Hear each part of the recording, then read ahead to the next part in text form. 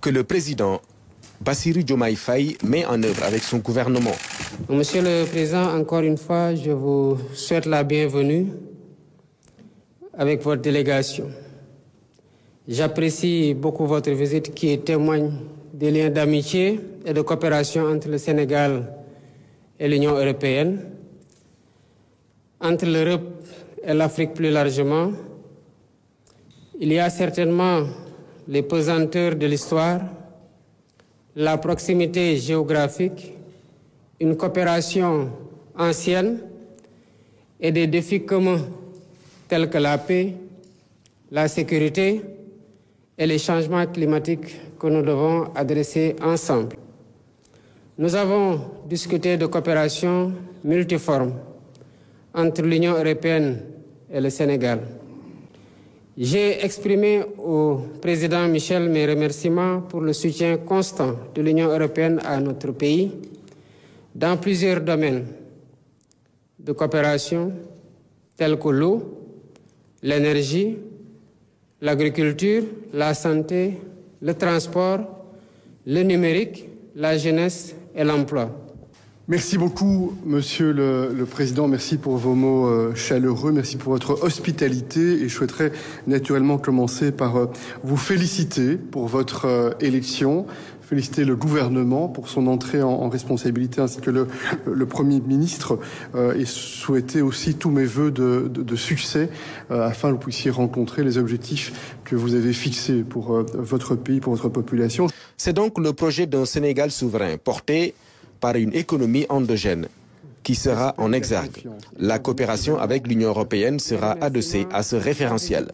Nous avons eu l'occasion, effectivement, d'avoir une bonne conversation, un bon échange extrêmement fructueux qui a permis de constater que nous avions une ambition commune de travailler pour un partenariat bilatéral de qualité, fondé sur deux principes clés, le respect et la confiance. Et l'un va naturellement avec l'autre. Et ce premier exercice, cette première rencontre, traduit, je le pense bien, cette notion de respect et de confiance. Nous avons abordé dans le cadre bilatéral les différents piliers pour lesquels nous pensons qu'un travail additionnel, des impulsions supplémentaires sont nécessaires. Soutenir l'économie productive, les infrastructures, la formation professionnelle, la formation technique, adresser aussi des sujets.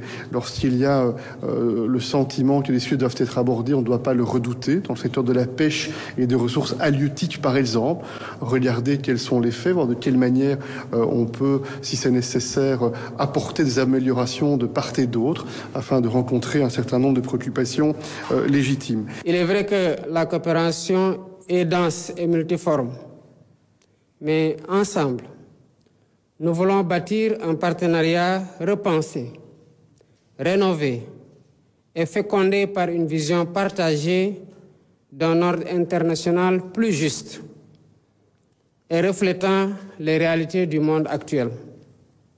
Un partenariat adapté aux mutations et apte à soutenir la dynamique novatrice que nous voulons imprimer à nos relations. Les amis et partenaires du Sénégal sont invités à nous accompagner dans la réalisation de notre programme pour un Sénégal souverain, un Sénégal juste, un Sénégal prospère dans une Afrique en progrès. J'ai également évoqué avec le président Michel nos priorités qui s'articulent autour d'un modèle économique endogène d'industrialisation avec comme rampe de lancement le secteur primaire, à savoir l'agriculture, l'élevage, la pêche, mais aussi le renforcement des infrastructures économiques telles que les chemins de fer, l'électrification, les télécommunications et les réseaux routiers. La réduction graduelle du déficit budgétaire est aussi une priorité pour le gouvernement. Comme vous le savez, elle passera par l'amélioration de la qualité des dépenses publiques, une fiscalité plus efficace pour une meilleure mobilisation des ressources intérieures, un mécanisme de paiement de l'impôt là où se crée la richesse et une lutte contre les flux financiers illicites. D'autres sujets d'intérêt commun ont été abordés, comme la situation sécuritaire dans le Sahel. Le président Bassirou Diomaye Faye et le président du Conseil Charles Michel sont conscients que la paix et la stabilité de nos deux continents sont étroitement liées.